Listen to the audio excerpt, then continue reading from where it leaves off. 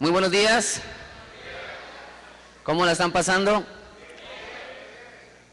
Creo que todos la estamos pasando bien, especialmente con el compañerismo que nos caracteriza, con el amor genuino que tiene esta organización.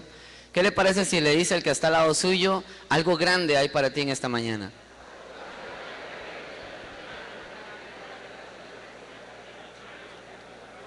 Yo pues muy feliz de estar en esta bella nación,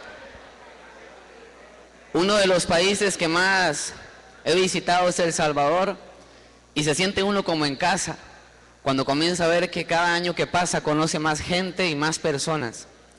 Y tengo lindos recuerdos en mi corazón que hoy, después de esa primera oportunidad que vine a este país en el 2008, me hacen agradecer a Dios por estar en este 2013 nuevamente con ustedes. Y especialmente es cuando uno comienza a recordar y analizar qué ha sido de su vida y cómo Dios poco a poco ha venido cambiando cada cosa, hasta tal punto de estar hoy compartiendo con todos ustedes mi testimonio en esta mañana. Mi nombre es Randall Mena, como bien lo presentó el maestro de ceremonias. Tengo 7 años de pertenecer a esta organización, 7 años que se han convertido en la mejor decisión que pude haber tomado. Fui invitado por un amigo de fútbol, con tan solo 16 años, ese joven tenía algo dentro de él, tenía algo en su rostro, había algo en él que me decía a mí mismo, yo quiero tener lo que él tiene, yo quiero vivir lo que él está viviendo con su familia, lo que él está viviendo personalmente en todas sus áreas. Y cuando este joven me invitó a la fraternidad, me invitó en el lugar menos indicado quizás, pero hemos aprendido de que no hay un lugar específico para hablar de Jesús. Y este joven me invitó a la fraternidad en medio de una plaza de fútbol, en medio de un partido. Ese domingo yo estaba en ese lugar, estaba cansado, me sentía destruido por dentro, me sentía totalmente desanimado, estaba completamente devastado de muchas cosas que estaba viviendo hasta ese día, a tal punto que hoy les abro mi corazón. Ese mismo domingo era el día que había tomado la decisión de quitarme la vida. Tenía todo planeado. No era de esos que decía la gente me voy a suicidar, me voy a quitar la vida. No, ya lo había tomado dentro de mi corazón, ya tenía todo listo porque estaba cansado totalmente de sufrir. Por muchas cosas que había vivido desde mi infancia y por muchas cosas que yo mismo había provocado para mí y para mi familia.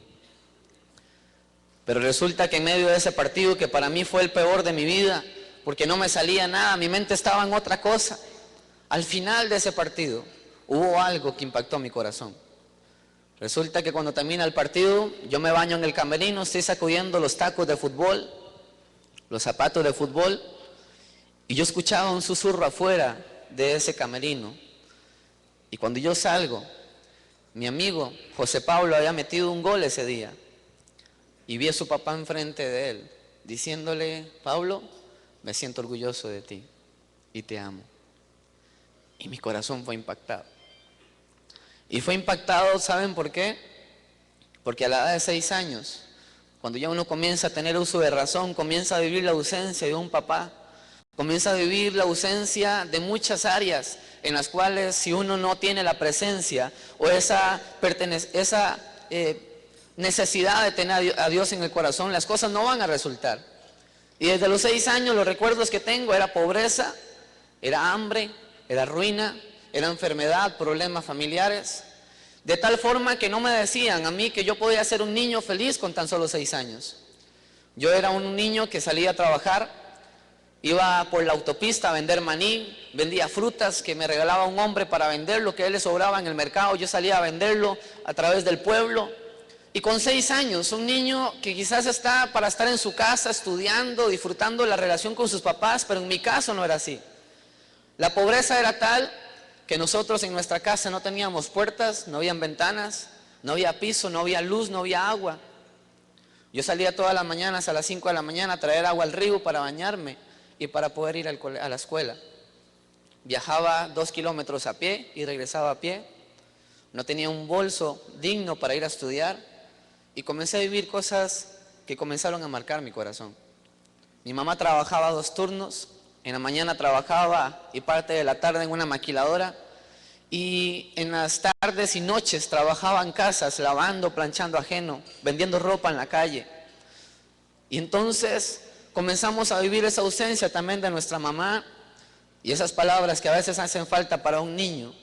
Hijo, te amo, vas a ser un triunfador.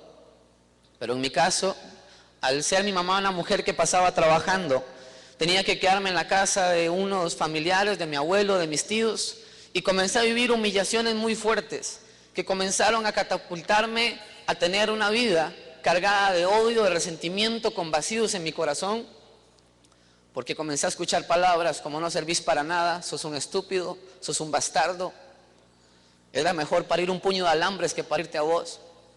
Y esas palabras comenzaron a entrar en mi corazón. A tal punto en que una oportunidad esas palabras fueron más allá por parte de mi abuelo y se convirtieron en golpes. Me dijo, súbase a aquel techo porque yo le ayudaba a él a trabajar en el campo.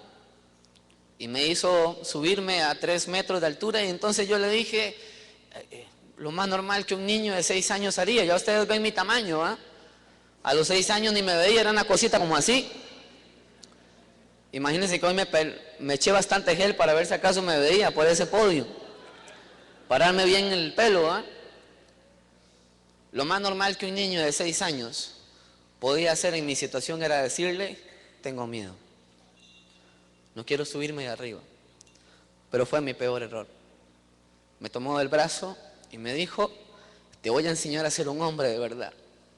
Me amarró una silla de madera y comenzó a golpearme con algo que le llamamos en Costa Rica, que es para arriar el ganado. Le decimos que es una vergatoro, que es una vara muy fuerte, muy firme. Y comenzó a golpearme por la espalda. No derramé una sola lágrima, pero yo miré los ojos de mi abuelo y juré odiarlo todos los días de mi vida. Yo deseaba tener el cuerpo que él tenía para soltarme de esa silla y hacerle exactamente lo mismo que él estaba haciendo. Y yo no podía entender por qué mis amigos decían, voy a ir con mi abuelo a la iglesia, gracias, voy a ir con mi abuelo a jugar fútbol, voy a ir con mi abuelo al mall, y yo no podía tener eso. Toda la semana pasaba en ese lugar y el domingo, el único día que compartíamos con nuestra mamá, el lugar donde íbamos a pasear era donde mi abuelo. Y entonces, cuando me decía, vaya, saluda a su abuelo, yo tenía que ir a darle la mano, mirándolo a los ojos, sabiendo que por dentro yo deseaba irme encima y despedazarlo. Pero tenía que hacerlo. Y comencé a crecer con resentimiento, con vacíos en mi corazón. La pobreza era extrema, hambre. Recuerdo en las noches escuchar a mi mamá llorando porque no había que comer.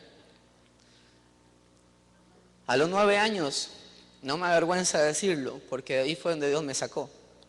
Tenía que buscar entre la basura para llevar a mi casa. Y yo no podía entender por qué mis amigos se ponían de acuerdo en la clase y decían, vamos a ir a jugar fútbol, vamos a ir al parque de diversiones, vamos a ir al mall. Y yo decía siempre, no puedo, no puedo, no puedo. Además de que sentía que dentro de mí no era capaz de desarrollarme con otras personas, también sabía que tenía que ir a buscar entre esa basura para llevar algo a mi casa. Y darme cuenta que a veces a la par, hasta los llamados sopilotes, aves de carroña, estaban a la par. No podía entender por qué con 9 años no podía decir, soy un niño feliz. No tenía amigos. No tenía aquellos amigos con los cuales uno llevaba a la casa y que un niño necesita para desenvolverse. Muchas veces por sentirme menos que los demás. La única oportunidad que llevé a un amigo a mi casa, resulta que mi mamá en el mercado le regalaban incluso huesos, que ya le decimos jarrete, que es una sopa que hacen. Y son unos huesos de este tamaño de res. Y el único amigo que llevé, un amigo nicaragüense que lo llevé a mi casa para poder jugar. Resulta que cuando él viene entrando y ve una olla en el fogón con unos huesos así de grandes, salió corriendo. Seguro dijo, la mamá de Randa se come los amigos, por eso no anda con nadie.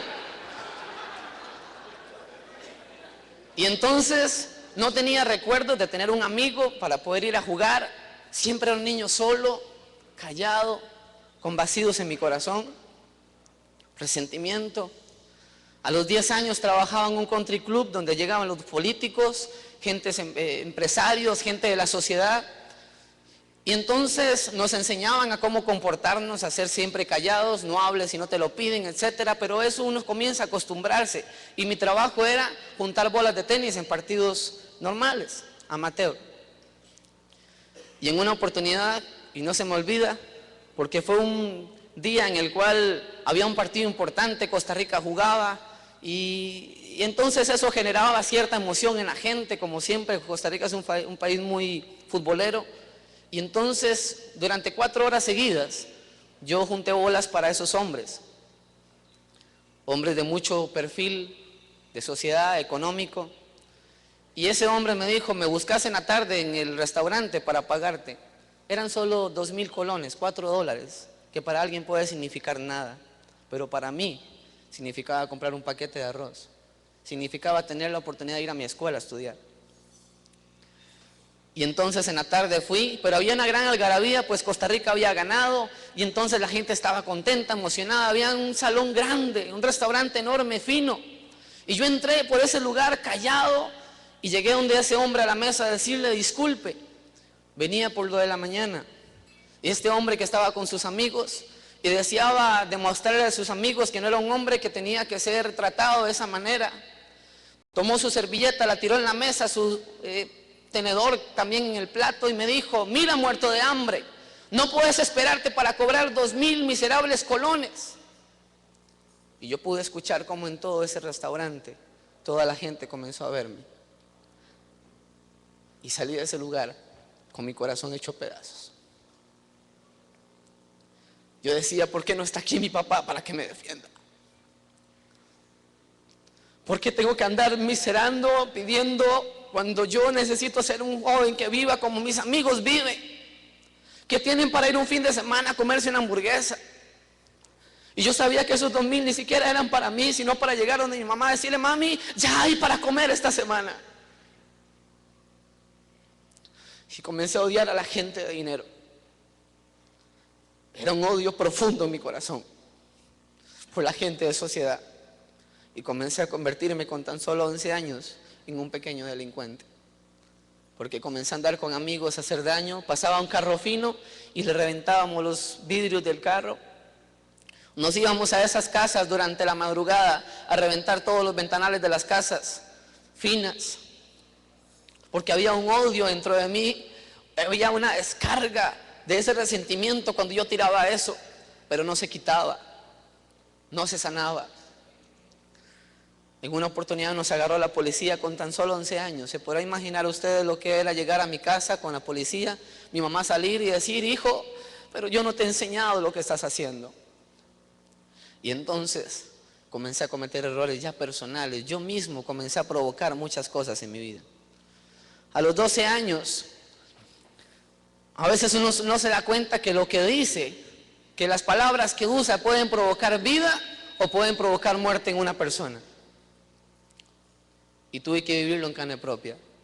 Porque en medio de un pleito con mi hermano, él de 16, 17 años, yo con 12 años, ese día me peleé por algo tan sencillo como pleito típico de hermanos, donde uno dice algo y le contestan y usted quiere decir otra cosa peor y otra peor y otra peor para ver quién gana. Y entonces peleando con mi hermano, al final solamente le grité, ojalá que te mate un carro, hijo de tal. Y salí corriendo de ese cuarto.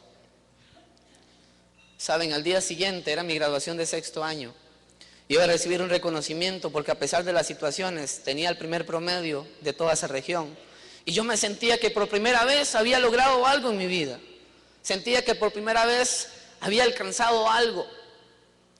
Y resulta que cuando estaba haciendo la fila y estaban uniendo a los niños con sus papás para ir a retirar el título como un acto de protocolo, yo volví a ver para todo lado y no veía a mi mamá, no veía a mi familia, y no llegaban, y no llegaban, y no llegaban, cuando de repente llegó la vecina de mi casa a buscarme a ese salón y me dijo, Randall, mi hermano se llama Emanuel, y me dijo, a Emanuel lo acaba de atropellar un carro.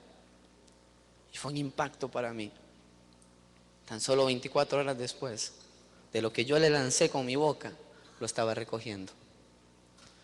Mi hermano quedó con muerte neurológica, quedó parapléjico de por vida. Sus 2 vértebras a la altura del pecho fueron partidas a la mitad, cortaron la médula, daños en sus órganos, en sus huesos, con tan solo 17 años. Y comenzamos a vivir un caos en mi casa. Los problemas económicos, la enfermedad. Comienzo a padecer de convulsiones. Y era tan difícil, porque a veces estaba en clase y cuando despertaba estaba en el hospital.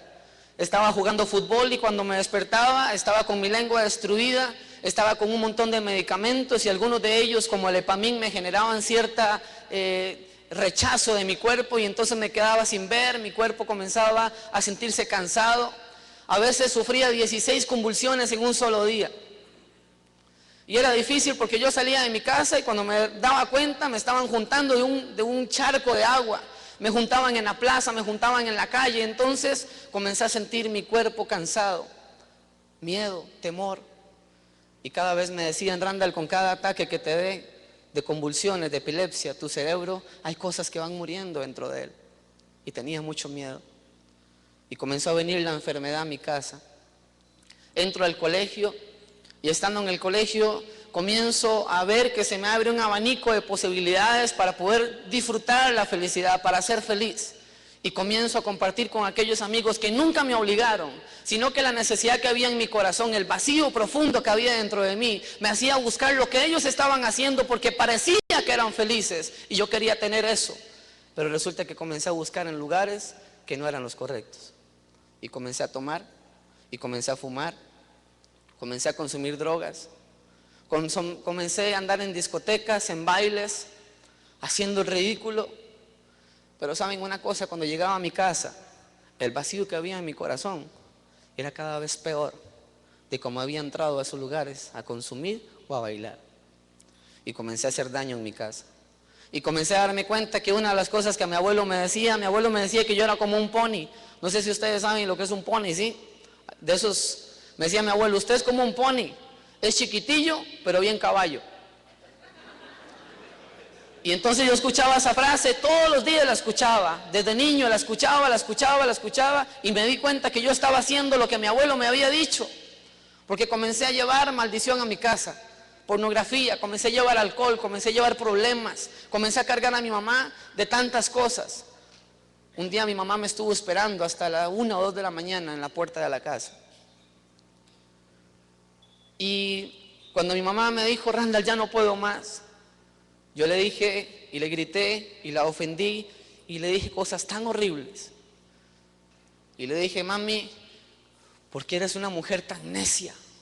Mis amigos llegan a su casa y no están las mamás esperándolas ahí haciendo el ridículo afuera. ¿No te das cuenta que los demás me van a ver? Y le grité cosas tan feas a mi mamá, la culpé de muchas cosas. Y saben algo, me fui a acostar y había algo dentro de mí que decía, te equivocaste, pero mi orgullo, mi ego no me hizo levantarme de esa cama para decir, mamá, lo siento.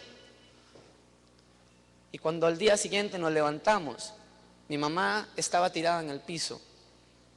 Cuando entramos al hospital, ella había sufrido un derrame cerebral. Fue un 19 de diciembre, 2 días después, estando con ella, sufrió 2 derrames cerebrales más. Y aún recuerdo cómo los médicos se tiraban encima de ella, en la sala de shock, tratando de que no la perdiéramos. Mi mamá quedó en estado de coma, con muchos daños en su cuerpo, la mitad del cuerpo totalmente paralizada y la otra mitad a un 60% de imposibilidad para poder accionar. Había que alimentarla, no hablaba. Mi hermano estaba en un hospital en cuidados intensivos, en el hospital de la capital. Mi mamá estaba en el hospital de la provincia donde vivimos, Alajuela, igual. ¿Qué hace uno en ese estado? ¿Qué hace uno para poder decir cómo encuentro la solución cuando mi corazón estaba tan vacío, tan devastado, tan destruido? Nada lo llenaba, ni las fiestas, ni ir bien en el colegio.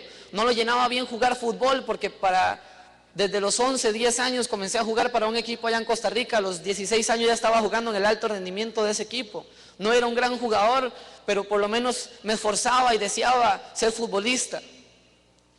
Pero viví muchas cosas que marcaron mi corazón en esa etapa de fútbol. Siempre anhelé tener a mi papá en esa gradería. Siempre anhelé tener a mi familia en esa gradería. A los 15 años tuve la oportunidad de estar en la sub-15 de mi país, haciendo las pruebas para poder entrar al proceso de selección para ir al Mundial de Sub-17. Como 600 jugadores estaban en el estadio allá en la Sabana, en Costa Rica, practicando, y iban diciendo son 300, 200, 100, 50, y yo me veía dentro de esos 50 y estaba ahí, pero veía que esos 50 tenían a sus papás en la gradería, y yo no lo tenía ahí. Podía tener la oportunidad de anotar un gol, y anhelaba mirar a la gradería y decirle, papá, es para ti. Y entonces estaba tan vacío por dentro, tan cansado, que ya se darán cuenta por qué ese domingo quería quitarme la vida. Y una de las cosas que más me impulsaban y que más marcaron mi corazón fue haberme enterado de la forma más difícil por qué mi papá no estaba a mi lado. Porque cuando yo preparaba un regalo del Día del Padre, cuando niño, mis amigos me decían, Randall, pero ¿para qué usted hace ese regalo si usted llega a su casa y no está su papá? A veces como niño uno puede ser muy cruel con los demás. Y me tocó ver imágenes de mi papá a como quizás un joven de 16 años no quiere ver. Y me tocó ver a mi papá hincado frente a una cama completamente desangrado porque se había quitado la vida. Mi papá se suicidó y tuve que ver imágenes muy fuertes, que cuando yo cerraba mis ojos en las noches para dormir, la única imagen que estaba en mi cerebro era la de mi papá en un charco de sangre, y en mi corazón había algo que decía, papá, ¿por qué lo hiciste? Y comencé a odiarlo con todo mi corazón. Solo los que han crecido sin un papá saben lo que se siente, ese sentido de necesidad por esa figura, y darte cuenta que lo que estaba ahí en esas imágenes era mi papá y que él mismo había atentado contra su vida. Por eso ese domingo, señoras y señores, había tomado la decisión de quitarme la vida. Ya no había una solución para mí. Pero cuando este joven termina ese partido, yo lo veo que abraza a su papá y su papá le dice, hijo, me siento orgulloso de ti, mi corazón fue impactado en ese momento. Y no pude parar de llorar, y yo lloraba y lloraba en una plaza de fútbol, pero este joven que había entendido que lo que nosotros tomamos en esta organización es para dárselo a otros, de gracia, porque por gracia lo recibimos, me dijo, Randall, te invito a una reunión de la fraternidad. No habían capítulos de jóvenes, me invitó a un capítulo de adultos para el día lunes. Y yo le dije a él, porque yo estaba incluso hasta peleado con Dios por tantas cosas que había vivido. Yo no quería nada con iglesia, no quería nada que me dieran a hablar de un Dios de conceptos, de un Dios de doctrina. Yo quería tener una esperanza para mi vida. Y ese lunes llegué a esa reunión. La primera impresión fue un poco extraña porque nunca me habían abrazado. Me abraza aquel primer hombre y era un hombre muy especial. Y resulta que el primer abrazo, y lo vuelvo a ver y cada rato me hacía así. Y así. Y yo decía, volví a ver a Pablo, mi amigo, y le decía, no hombre, si esto es una jaula de... Pero era mi carne, porque mi corazón estaba necesitando ese abrazo. Y yo me senté en ese evento, lo disfruté, puedo decirles quién habló en la visión, quién habló en la contribución, quién habló, nada me molestó. ¿Saben por qué? Porque dentro de mí me sentía que había llegado al lugar que iba a cambiar mi vida por completo. Y cuando el hombre que terminó dijo, si usted quiere tener lo que Dios ha hecho en mi vida y mi familia, yo quiero invitarlo para que usted haga una oración. Y yo la hice con todo mi corazón. Cuando yo la hice, me fui a dormir a mi casa, sin luz, sin agua, sin ventanas, sin puertas. Mi mamá y mi hermano en ambos hospitales, epiléptico, enfermo, pobre, con hambre, con dolor en mi corazón, con vacíos, pero por primera vez pude dormir como nunca había dormido.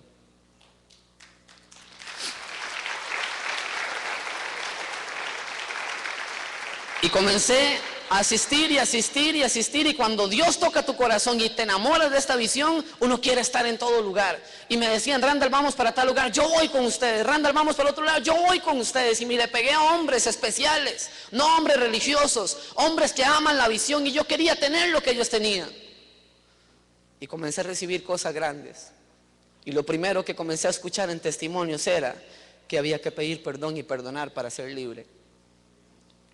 Y yo decía, Señor, pero si es a mí el que me han hecho daño en muchas cosas, ¿cómo yo voy a pedir perdón? Y me di cuenta que el pedir perdón o perdonar no es un sentimiento, sino que es una decisión que hay que tomar. Y tomé la decisión. Mi abuelo, aquel hombre que había odiado con todo mi corazón, cae con cáncer.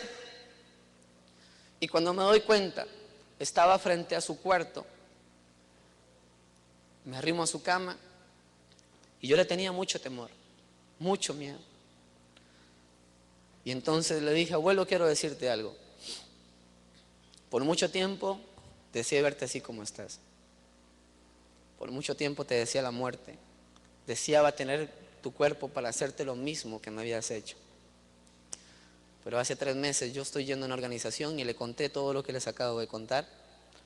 Y quiero decirte, abuelo, que yo te perdono. Y quiero que me perdones a mí también.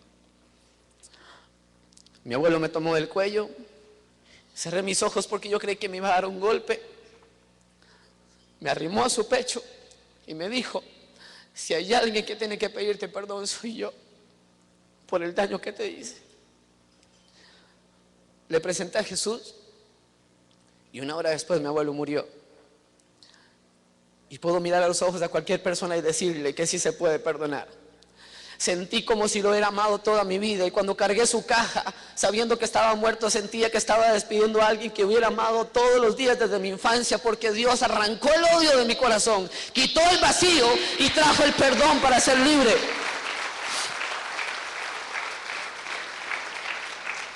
Y cuando perdoné, yo sentí algo tan lindo de mí, como que mi corazón de piedra se convirtió en un corazón de carne. Y no lo digo por lo que la gente dice, sino porque lo estaba sintiendo. Y tomé la decisión de perdonar a mi papá. Lo amo, lo extraño, pero lo perdoné de corazón. Y Dios comenzó a hacer cosas tan especiales. Y cuando se fue el odio de mi corazón, comenzó a venir la bendición. Quiero decirles que la sanidad comenzó a venir. El primero fui yo. Epilepsia, para los médicos no hay cura, solo pastillas. Epamin, fenobarbital, esto para un lado, esto para el otro, para allá, para acá. Me hacían TAC, electroencefalograma cada rato. Y entonces fui a uno de esos rutinarios TAC que le hacen a uno.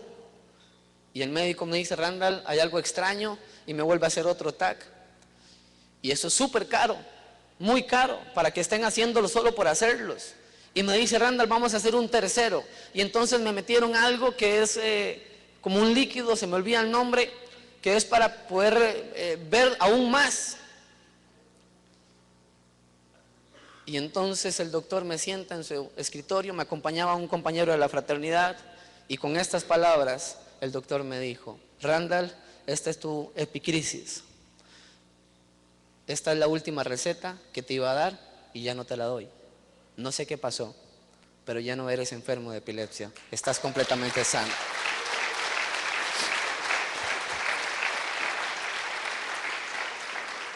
Solo el que ha vivido con alguien epiléptico se imaginará las crisis, el miedo a dormir, el miedo a andar en las alturas, el miedo a andar en muchas cosas. Y para mí significó demasiado que hoy, 6 años y 2 meses después, desde ese día, puedo decir que estoy completamente sano, no dependo de medicamentos. La única pastilla que me tomo a veces cuando le da una gripe a uno por ahí, es lo único. Dios trajo la sanidad, Dios vino a tocar el corazón también de mi mamá, de mi hermano. A mi hermano siempre nos llamaban para decirnos, lo vamos a desconectar. Ya no había nada que hacer por él. Y ¿saben algo? Cuando Dios movió a hombres de esa fraternidad para orar con fe, y bajo el poder del Espíritu Santo comencé a ver la sanidad. ¿Saben por qué? Porque Dios levantó a mi hermano del estado de coma. Hoy mi hermano está en mi casa. Levantó a mi mamá del estado de coma en el cual estaba y está en mi casa. Ambos están en silla de ruedas, pero yo he venido declarando que lo que Dios inicia, Él es fiel en terminarlo. Y la buena obra que Él empezó, Él va a ser fiel en terminarla también. Y hace 1 mes y medio, el médico nos dijo, vamos a empezar un tratamiento con su mamá, porque hay un 90% posibilidades de que vuelva a caminar. Y yo declaro en el nombre de Jesús que la próxima vez que vengamos va a venir caminando y van a verla ustedes con sus propios ojos también. Llegó la paz a mi hogar, llegó el amor. Aquellos pleitos de hermanos se fueron por completo. Puedo decirles que cuando abrimos las puertas de nuestra casa para que Dios entrara por completo, las cosas comenzaron a cambiar. Hoy tenemos una casa nueva, digna de un hijo de Dios. Y aquí hay amigos que han estado en mi casa, tan grande que a veces hasta 12 jóvenes de fraternidad se quedan en mi casa a dormir. Y la gente me dice, ¿cómo hace? Todos caben. Hoy sí tengo amigos, ya no le tienen miedo a la olla con huesos. Disfruto decir que tengo amigos, porque siempre me sentí solo. Y hoy en cada minuto de mi vida me siento más acompañado que nunca. Una casa nueva, pero más que una casa, yo puedo decirles que no tengo una familia perfecta, pero tengo una familia completamente feliz. No tengo todo el dinero del mundo, pero he visto cómo Dios dignamente viene supliendo cada necesidad y nunca me ha desamparado, porque aprendí algo de estos hombres que pasan acá al frente a dar conferencias. Y es que no solamente se trata de pasar ahí para que oren por uno, sino que hay que comenzar a aplicar principios. Hay que comenzar a aplicar principios espirituales para recibir cosas grandes de parte de Dios. Y comencé a aplicarlos y comencé a creerle a Dios. Y entonces puedo decirles hoy que a los 9 años yo buscaba entre la basura para poder comer. Hoy Dios más bien se ha movido de una forma tan sobrenatural que hoy me ha permitido salir del país, desde México hasta Chile. Más de 30 veces he salido del país donde jamás pensé montarme en un avión. Y en una de esas salidas que iba para Ecuador, a un seminario de jóvenes y estaba el día tan feo, oscuro, estaba lloviendo fuerte y yo tenía cierto temor por el avión. Y el avión despegó en medio de una nube tremenda, oscura.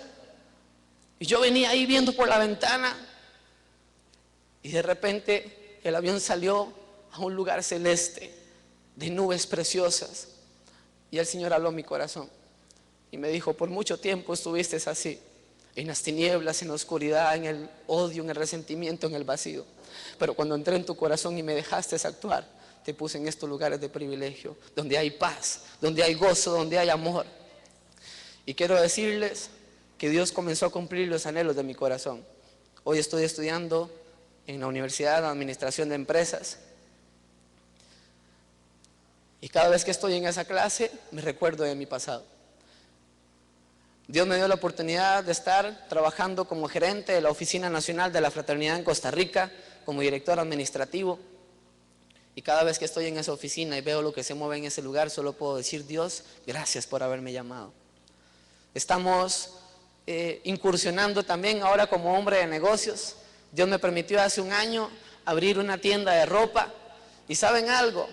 Cuando uno se enfoca en lo que está y no pierde su norte, no pierde su visión y sigue trabajando, porque algo que amo de esta organización es algo muy sencillo. Es cuando los hombres se convierten en hombres extraordinarios bajo el poder del Espíritu Santo, pero no se olvidan que somos hombres de negocios. Y de una forma sencilla y laica tocar la vida de otras personas. Y entonces estoy en la oficina, estoy estudiando, abrí una tienda de ropa hace un año y saben, la próxima semana estaré abriendo la segunda tienda de ropa frente a una universidad importante en el país y yo creo en mi corazón que cosas grandes vienen también. Le he creído a Dios, le estamos sirviendo con todo el corazón y había un anhelo en mi corazón muy fuerte, muy fuerte. Dios había llevado tantas cosas y comenzó a traer cosas pero muy positivas a mi vida a través de esta visión. Pero yo siempre veía a hijos restaurarse con sus papás y eso era sanidad para mí. Yo lo disfruto, lo saboreo. El día en que mi vida cambió fue el día que pude entender la carga que hay en el corazón de Dios al ver que hay mucha gente allá afuera que se está muriendo sin conocer de Jesús. Y siente una hambre por ayudar a otras personas. Y yo siempre decía, Señor, ¿qué se había sentido? Sentir la oportunidad de decir la palabra papá, de sentir un papá a la par. Muchos hombres de esta organización se han convertido en un hombre muy especial para mí, como padres de familia. Pero yo les quiero abrir mi corazón. Hasta las cosas más pequeñas, las cosas más sencillas, Dios siempre te las va a cumplir, porque Dios mira el corazón. Y yo puedo decirles hoy que hay un hombre que quizás no tiene mi sangre, pero que Dios lo usó para cumplir ese pequeño anhelo en mi corazón, de sentir lo que se siente, de decir la palabra papá. Ustedes lo conocen, y con esto quiero ir cerrando. Es un hombre que ha venido por muchos años a dar conferencias a este país, pero es un hombre que Dios ha usado, y cada paso que da, yo quiero dar el mismo paso. Y cada paso que da, yo quiero dar el mismo paso, porque sé que en la obediencia y en la sujeción está la bendición. Porque además de ser nuestro presidente nacional, además de ser un director internacional de esta fraternidad, es mi papá. Y te amo con todo mi corazón, papá.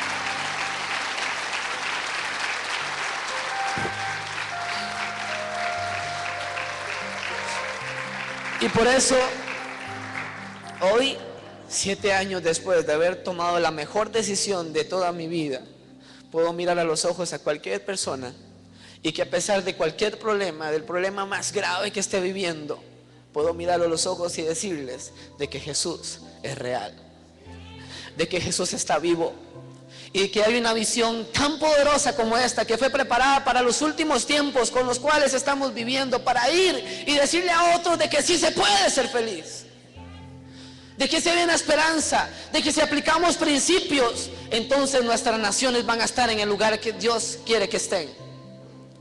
Y tú y yo estamos llamados para eso. Y por eso solo quiero cerrar diciéndote que algo grande, muy grande, tiene Dios preparado para ti también. Y quiero invitarte que ahí donde estás puedas cerrar tus ojos un momento y puedas repetir conmigo en esta mañana, con todo tu corazón, sin importar quién esté a tu lado, atrás, al frente. Es el momento, y aunque por muchas veces hayas hecho esta oración, hoy va a ser un día diferente para ti. Y vas a decir conmigo: Señor Jesús, en esta mañana yo reconozco que te he fallado, pero te pido perdón y me arrepiento. Y libremente yo te pido que vengas a mi vida y rompas con toda cadena, con toda atadura que yo haya hecho, consciente o inconscientemente. Y yo te acepto y te reconozco como mi Señor y mi Salvador personal. Y te pido, Señor, que guíes mi vida a partir de hoy. Escribe mi nombre en ese lugar. Y te pido, Espíritu Santo de Dios, que comiences a traer la dirección para tener la sabiduría correcta, Señor. Quédate así como estás un momento, por favor. Sé que Dios va a hablar al corazón de cada uno de ustedes de una forma muy especial. Quizás venimos a esta convención para decir: ¿qué tendrá Dios para mí? Pero creo que hoy Dios quiere lanzarte un reto, y es comenzar a tomar decisiones diferentes a como antes lo habíamos hecho, para poder alcanzar lo que Dios quiere para ti.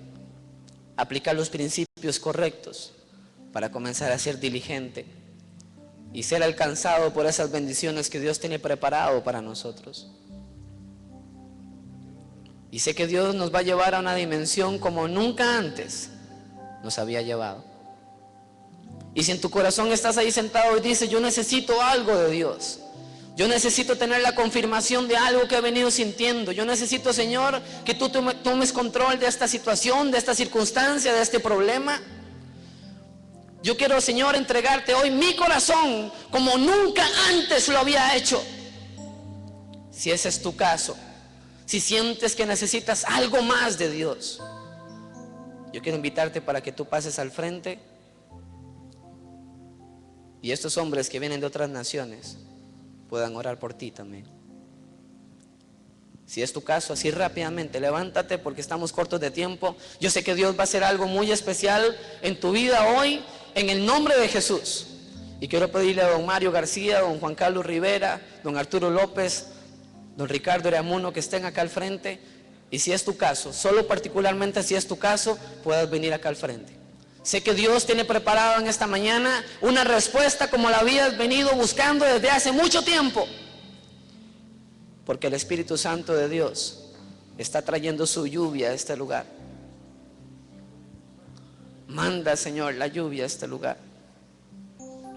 En el nombre de Jesús. Manda tu lluvia.